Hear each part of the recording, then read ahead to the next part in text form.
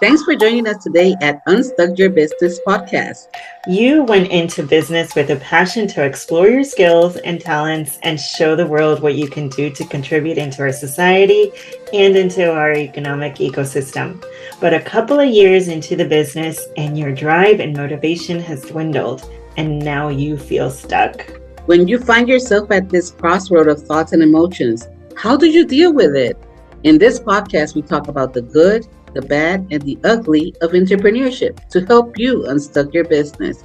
We are your hosts, Inés Nazario Vega from Business Essentials Virtual Assistant. And Edith Duran from Reason Marketing. Welcome back to Unstuck Your Business, the podcast where we help entrepreneurs move past what's holding them back and step into clarity, strategy, and growth. Today's conversation is one that quietly impacts every business, whether you're paying attention to it or not. Reputation, relationships, and sales. Because here's the truth. Your reputation is your sales strategy, whether you built it intentionally or you've left it up to chance. What does reputation really mean in today's business world? Well, spoiler alert, it's a lot more than reviews or testimonials. It's what people say about you when you're not in the room, and more importantly, how that shapes your opportunities, your relationships, and your revenue. So let's get started. So, Edith, this topic was some topic that we have tossed around for a little bit, and I'm glad that we're talking about it in this episode because I believe that people don't think about it much or neglect the effect Mm-hmm. of reputation in a business. So, for the benefit of our audience, what would you say reputation actually means today? It's interesting that we're talking about this today and making it a topic of discussion. Reputation comes up so often in subtle ways. We talk about how important it is to get reviews. We talk about how important it is to have great customer service, give give your customers and clients a memorable experience, one that they will talk about to other people, with raving reviews and referrals. But I don't think that we really talk enough about reputation as like a marketing technique Mm-hmm. because today reputation is everywhere. How you um, supported your customer, how you treated your customer, how you resolved an issue for them, all of that is, you know, basically public information. Yes. And now that you're talking about marketing, we've always said that the strongest marketing you will ever have is word of mouth. Hmm. You can have the best publicity, you can have the best social media posts, you can have the best video marketings, but word of mouth, which is basically, somebody sharing the reputation that you have as a business, has always been a number one marketing strategy for any business of any size, I think. Hmm. What would No, it absolutely is. And I think the reason it gets overlooked is because, we may think of reputation as our own personal reputation, and the way we may connect with people within our industry or friends. But reputation as a whole in business, I mean, that is, how do you want your employees to represent your you? company? And Yes. I mean, and for that, you have to be intentional about Mm-hmm. what you want your reputation to be as a company and as a brand. And that takes more, that's another level of thinking through not just your marketing messaging, which is, how you want people to take in um what you offer and how you offer it, but also Mhm. how the entire experience is going to leave them. What impression are they going to have after working with you? So for all of that, you really have to be intentional. And Mhm. intentional means that it's going to be everywhere. It's going to be part of your web pages, part of your social media, part of the messaging within your videos. And you have to really think through, what do I want that to look like? Is that going to be something flashy and, glamorous, or is it going to be something quiet and inspiring? And and in all honesty, for the most part, you're already doing this. You're already Mhm. representing your company with a certain level of intention in your reputation, because we have those innate values and morals that you can't help but present them. But now you just kind of have to gather it all up and make sure that your entire team and yourself are more intentional about it. Yes, absolutely, absolutely. And I like what you said, what the intention is going to be. Are you going to make it flashy or are you going to make it quiet? And, I think we have to make that distinction of what is a flashy reputation and what is a quiet reputation. And a flashy, loud reputation is, when you kind of like look for high visibility. These are the people that are posting constantly in TikTok, Instagram, everywhere. There's videos of them everywhere they go and talking about their business. It's a polished branding. They do have this. They know how to present their brand, and there's a big presence online. Like I said, they're Hmm. all over the digital platforms. Versus, a quiet reputation is when people refer you without asking. They, Hmm. they when they refer your business without being asked, and it is the quiet reputation is when clients just trust you, and they trust you quickly because you have built that reputation. And when your name comes up in rooms, in the Hmm. right rooms, without even you knowing that your name is coming up in the right rooms. Right. And so I think that's I needed to make that distinction between what is a loud reputation and what is a strong, quiet reputation as a Right. business.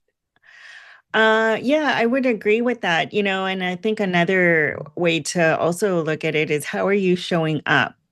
Are you showing up online where, with digital content, or are you showing up maybe in a more local way, like networking events or one-on-one consultations, one-on-one meetings? Um, because whichever way you decide works for you is fine. I don't think that there's any kind of more effective or less effective. It's how you want to be seen and connected with. But I think overall, you just want to be reliable. Your Mhm. reputation can also be a bit negative if you're the one that is always canceling on people, or Mhm. you came to an event once and made a great impression, and then you're not seen again for a long Mhm. time, and you're not online, and it's a little wishy-washy on how people are Mhm. supposed to connect with you. So just again, keeping very top of mind, how do you want people to see you? How are you going to Mhm. be posting contents and running ads and just being overall visible? And what is it that Mhm. you want them to see? How do what do you want to be known for? So I think all of those Mhm. differentiations can come Yes, into play. I think a couple things that I want to highlight about this particular area of reputation is your actions will always precede what you say. Hmm. And what I mean with this, if you're constantly falling short under deadlines Right. with a client, that's an action that will precede and will form your reputation. If you don't get back to your clients within a reasonable time, be it 24 hours or 48 hours, Uh-huh. and or prospects for that matter, if somebody refers business to you and you don't get back to that person that was referred to you within a reasonable time, that starts to build your reputation. Mm-hmm. And we don't look at it that way. We go like, oh, we're too busy. Yes, you are busy, but remember that can be your future client. And now because of your action of neglecting to do that callback or neglecting to meet those deadlines with your past clients, that Mm-hmm. reputation is going to precede. And no matter how Right. much online um, marketing, no matter how much marketing you do, if when your name comes up, they say, oh, be careful because that person doesn't meet their deadlines on a consistent Mm-hmm. basis. Yes. Or they're Or really bad to get hold of. that person That stood that me can up, or really yeah. break, that can really, or the other way, that, oh, that person is really good at getting back to you. That person, oh, she more than meets the deadline and within budget. Those are things that can make or break a business. Mm-hmm. Yeah. No, I completely agree. And I mean, we could also ask the question, can you be a great marketer plus have a weak reputation? And honestly, I think that happens all the time. People invest a Mm-hmm. lot of time and effort into their publishing their content and getting their messaging right, but the reputation is still a little weak where, that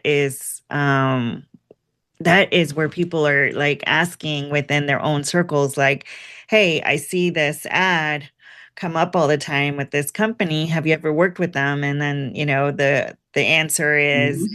well, I have, but I'm not sure that they're someone I'd actually recommend. So, Mm-hmm. those, as much as effort and time and money that you put into great marketing, if you're ignoring your reputation, it's Mm-hmm. going to Yes. affect how Well, well your marketing works. yeah, and those very effective or high, what I call like very strong marketing, loud marketing, they can yield a lot of high leads.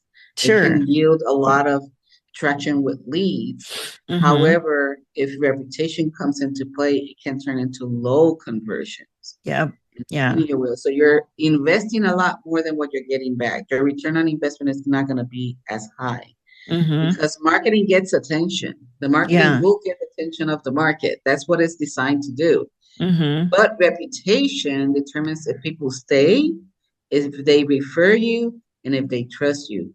And if Mm-hmm. those don't match, you create a friction. People feel it even if they can't explain it.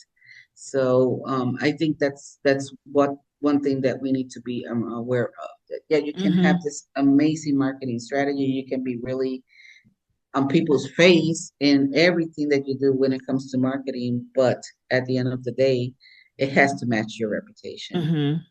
Mm-hmm. Something that comes to mind is like just in talking to different people, a question I get a lot is, should I be on TikTok, for example, or should I be Mhm. on Snapchat? Because I see so much marketing going on in there. And my answer is always the same. It's, well, only be on those platforms if you're going to be on those platforms, because the last Mhm. thing you want to do is create a profile for yourself on a platform where you're not going to spend any of your own time on, like, so They're not the whole, connecting with your audience. right, you're not connecting with your audience. So and now you're putting the effort into great imagery, great videos to publish, and somebody may interact with it, with that videos, give you a comment or ask you a question, and then it's crickets because Mhm. nobody is checking the DMs and the comments to see if it's actually working. So, Mhm. and that's the reason, like, people will know how to find you if you're active within that platform, or it could be email, whichever one it is. And I think that that's one of those things that, like you said, people feel it even if they can't explain it. They'll feel like Well, yeah, I saw an ad from this company on Snapchat, and then when I reached out, um, they never They're like, responded. Yeah. yes, yes. So, and that's not a great first impression. So, Exactly, exactly. sometimes, it's not on purpose that you're ignoring a lead, but just know that wherever you're at is a potential lead generator, and how are you going to respond to them? Absolutely, absolutely. And another thing, if that's why if you know where your audience is, we know that different platforms attracts different audiences. Like for Mm-hmm. example, Instagram is more of a youthful social platform. Facebook, they call it the Generation X, Generation Boomers, whatever you want to call it, platform. And Mm-hmm. then you have LinkedIn, which is for professionals. Yeah. Determine, identify where most of your audience, most of your target is, and just focus on one or two platforms. Don't try to be all over the place. Mm-hmm. It's like you said, if they reach out to you and they see it's a an empty shell in a platform that doesn't do Right. anything but just post, then you're not doing it. You're not doing yourself, your business any good. But No. I want to shift this conversation a little bit, which because I think is very important, Edith, is that how do relationships influence buying decisions? And this is something that I've dealt with my entire life in my career. Because for those who don't know my background, I was in the international marketing field for many, many years, 17 years in totals, directly and indirectly, a couple years more. And no matter which part of the world you are, whether you are selling bubblegum pencils or state-of-the-art technology, relationships is what builds the sale. Mm-hmm. You could be in Japan, you can be in Argentina, you can be in Canada, Mm-hmm. and most people will not sign under the dots to finalize that deal unless they trust you, they know you, and they feel safe doing business with you. Yes, I couldn't agree more. And that familiarity it really is, it's constructed over time. It's not, Mhm. and I was gonna say it's not an overnight success, but there are instances where you can immediately click with somebody that you just met, and you had a great conversation, and that might create a business relationship that there's chemistry and there's trust almost immediately. But what does it Mhm. take? It takes for you to be present, to be out there, to be available.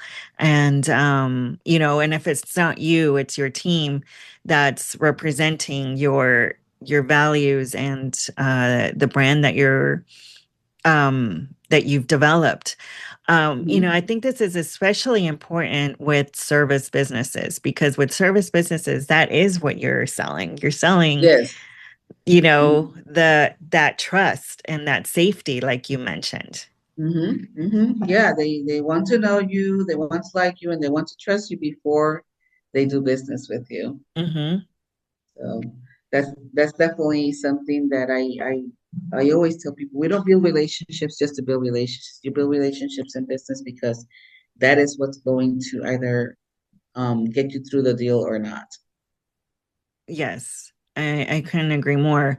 And what is staying top of mind actually mean? I don't think it means that you have to be loud, especially if being loud is not something that's natural for you.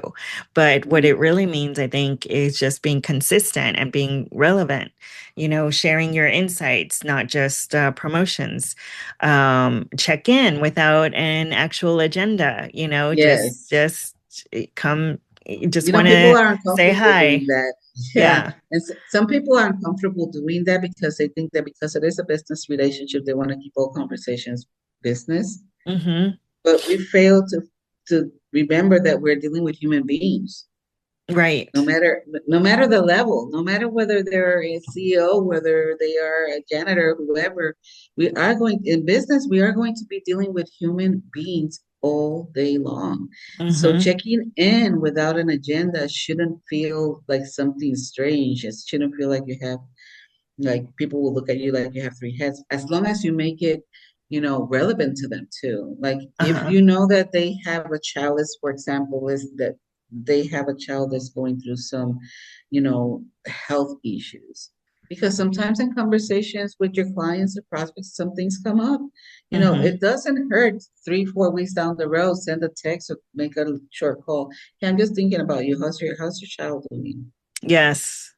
Yes, and imagine how impactful that is to Yeah. the relationship. I mean, it really can be the difference between um somebody that has been maybe a client for like 3 or 4 months, Hmm. and in the back of their mind, they're still kind of shopping around, or that client that's been your client 3 or 4 months and Hmm. they feel like, no, this is a long-term partnership. I'm Hmm. not looking for any alternatives. And it has to sound genuine, though. Don't do it just because. Absolutely. It has Yeah. to sound genuine. Feeling overwhelmed by your to do list? Emails, scheduling meetings, managing customer inquiries, social media. The list never ends. But guess what? You don't have to do it all. Let a virtual assistant from Business Essentials Virtual Assistant help you say goodbye to the mundane task of running your business and reclaim your passion over essentials. From administrative tasks, customer support, social media, marketing, and more, we've got you covered.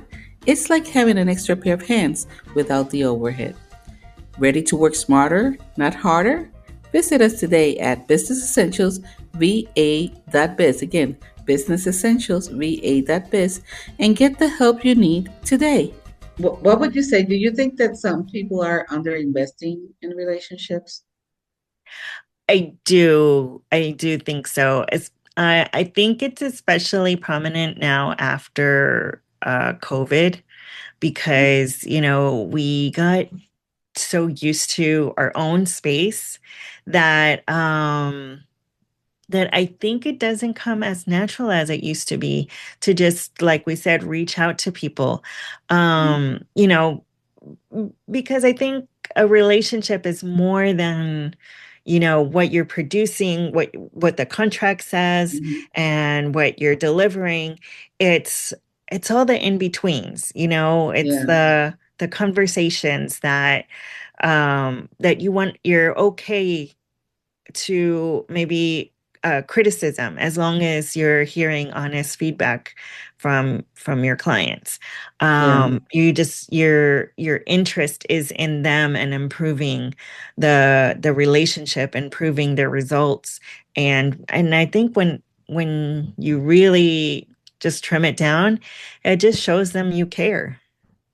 yeah. I think the way that some business owners may underinvest in relationships is because they want this quick ROI. We live in Mm-hmm. the microwave society, and we want, like, if we make this connection with this person, we want them to give us 3 referrals within the next 3 weeks. And that's not the way it works. That's not the way it works. Or they want everybody that they meet to tell the world about the business. Mm-hmm. And but that's under investing in relationships. Building relationships. People, you may not see a referral in up to like 3, 4, 5 months later. Right. Maybe a client a year later. It's it's Mm-hmm. it's just the way. That's the cycle of it.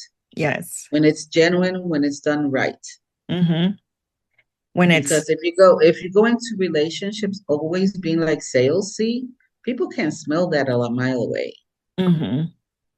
I believe that people can smell a mile away when you go into this networking events and all you want to do is to talk about your benefits and features of your product and blah blah blah, and every other phone call is just about pushing and pushing that sales. It really turns people off. You're not going to get much out of it. And that's a Mm-hmm. way of you trying to be that microwave salesperson. You want that return on investment right away.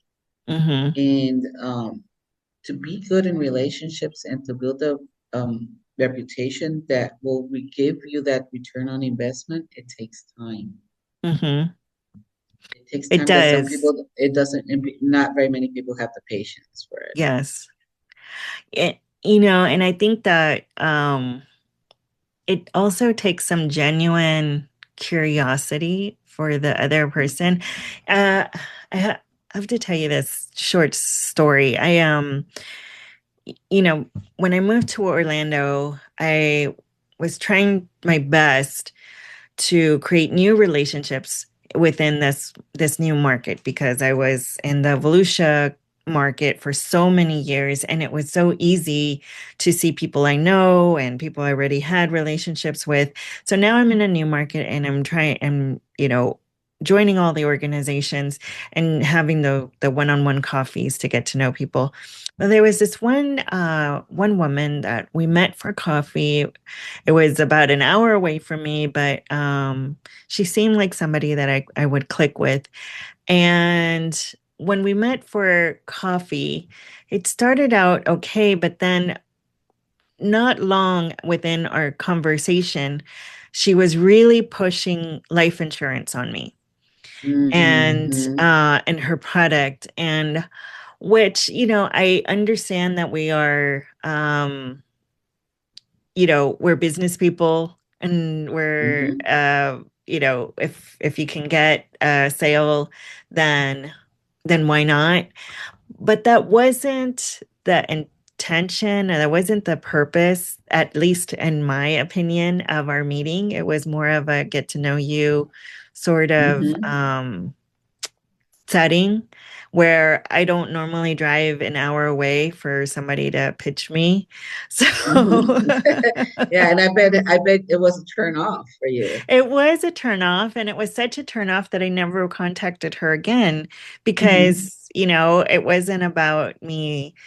I'm not necessarily in the market for life insurance right now. So it just felt like she was not interested in my needs Mm-hmm. or in Or building me. the relationship, right? Interested Right. in building the Or relationship. exactly. Like it wasn't much interest there. So it was a quick turnoff. And who knows, over time, if it would have been gone differently, if the conversation would have gone differently and she seemed a little bit more, there was more of a mutual interest, I Mm-hmm. may be getting life insurance from her at some point in time. Mm-hmm. But, Oh, you can refer business to her if or you refer weren't interested for business, yourself. right? And it just I think that it's so important to know the purpose of your meetings, and Mm-hmm. everybody's intention behind it, because the trust, that's the opportunity to really build the trust.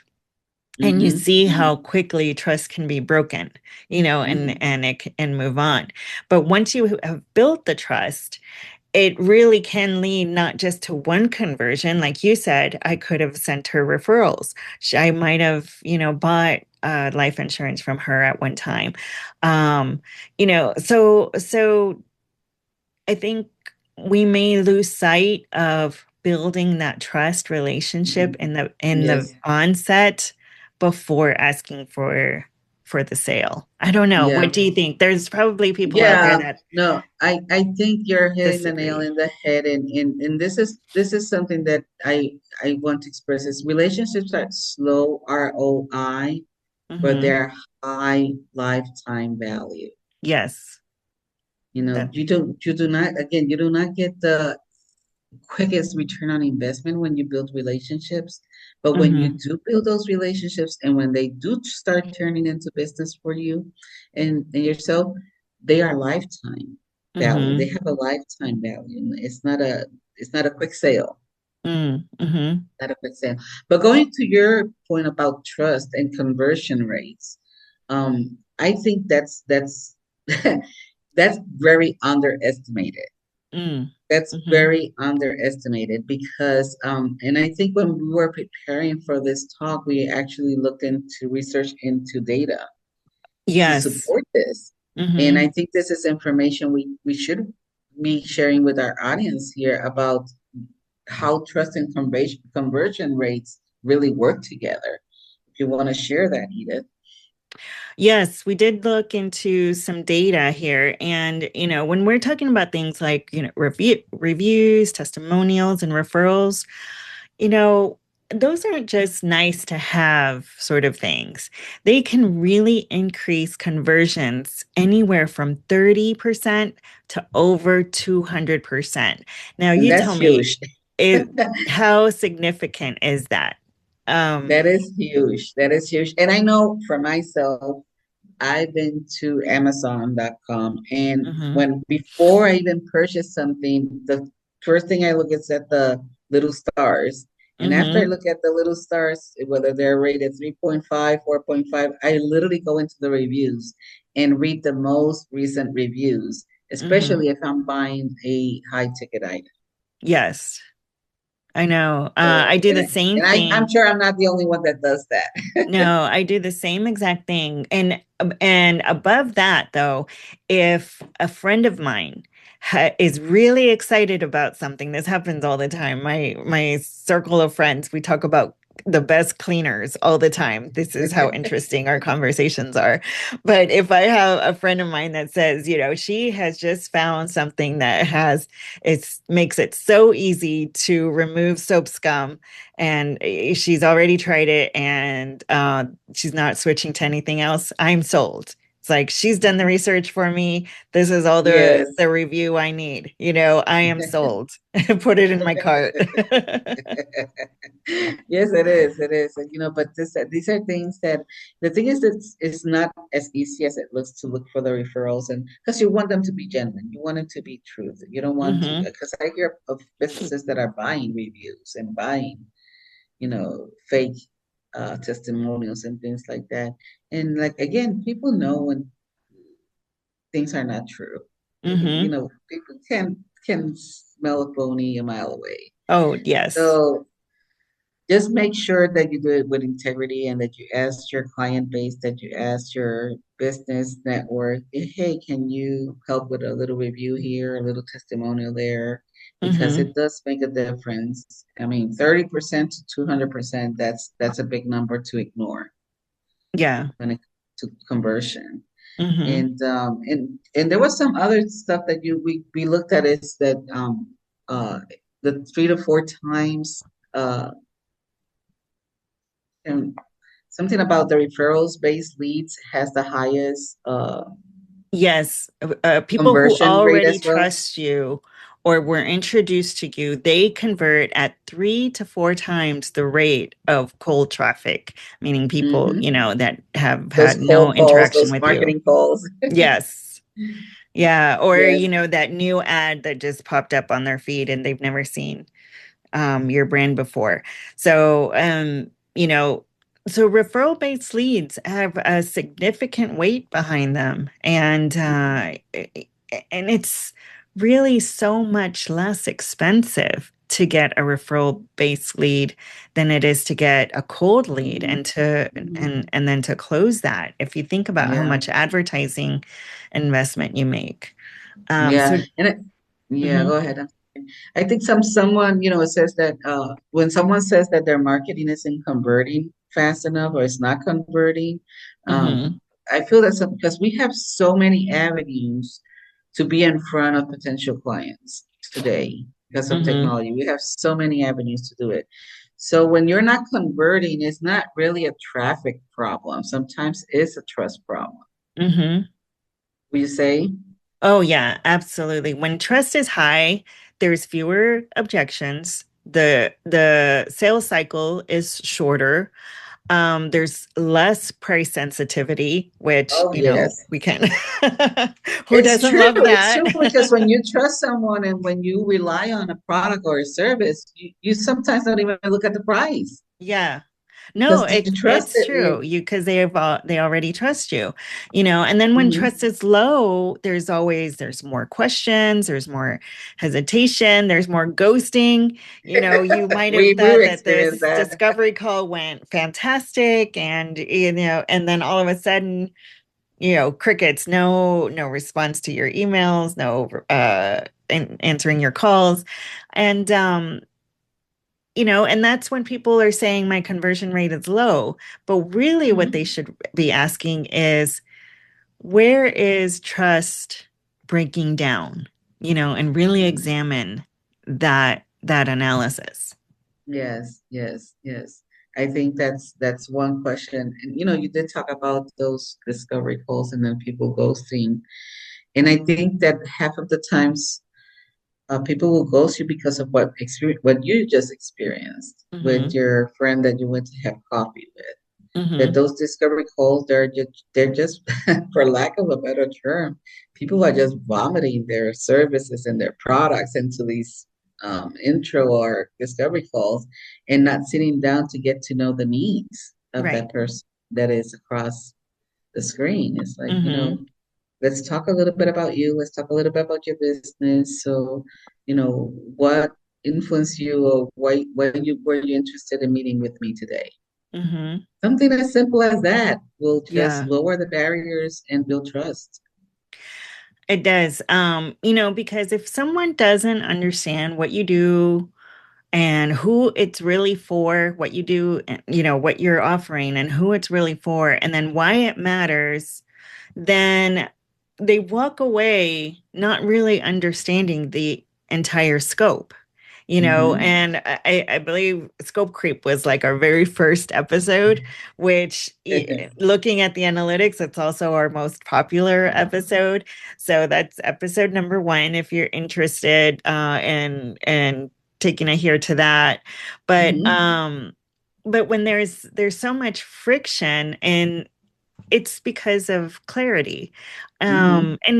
And I'm sure you've seen this quite a bit. I know I've seen this quite a bit when there's also a discovery call where maybe a client didn't ask too many questions, and Hmm.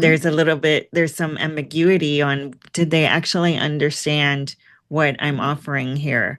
Yes. Or did they already come with their preconceived notion of what they're trying to accomplish, and that's what they think they're signing up for. So it's okay if they don't ask questions. It's okay for you to ask questions like, Yes. you Yes. know, Well, yeah, and I think confusion doesn't convert. Clarity hmm, does. If right.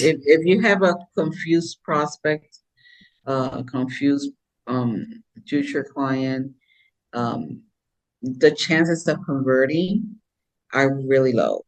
Hmm. Are really, really low. And another thing that I think in my experience, and it's just my personal experience, my personal opinion, I should say, is when you get into this over explaining instead of simplifying it for your Yeah. prospective client or your client. I Hmm. think sometimes over explaining something is overselling. Yeah. And I get this all the time when people, hey, can we have a like your case, let's have a coffee, let's have a talk and what have you. And the conversation turns into an over explanation of what they Uh-huh. are doing. It goes right over my head. Like I lose interest. Right. I Yes. I've said this to you time and again as a friend. I think I have an undiagnosed ADHD. Uh-huh. So if you don't get to the point fast enough and you're over explaining, it just goes over my head and you lose me. It's like, Mm, okay, I'm done Uh, here. yeah. And that goes to understanding like your client's language, because Mhm. they're not speaking your own technical language. Mhm. But and just because I'm looking at the time here, I'd like to switch gears a little bit Mhm. and ask you this question. Which do you think comes first? Reputation, relationships, or sales? Because I think most people take sales first, but what do you think? No, it has to be relationships. I mean, you just cannot do sales without relationship. So I think it's relationships, and then they get to know you, they get to like you. There's where reputation comes into play.